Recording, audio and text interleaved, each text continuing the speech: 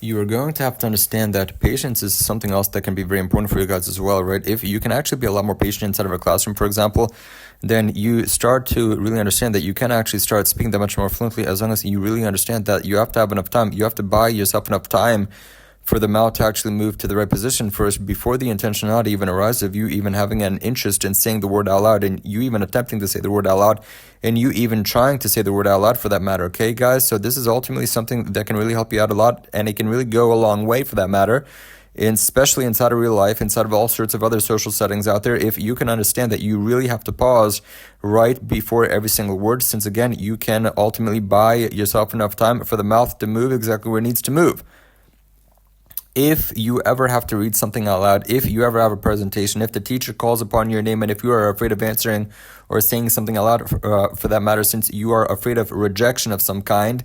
guess what? You have to just realize that you have to have a lot more patience. You have to have the timing down of mouth mechanics in order to really be able to speak that much better, that much more fluently. And I know this because I've had a lot of experience doing it so many times over now, okay? So that is how I know that the experience, even at home, of me just practicing,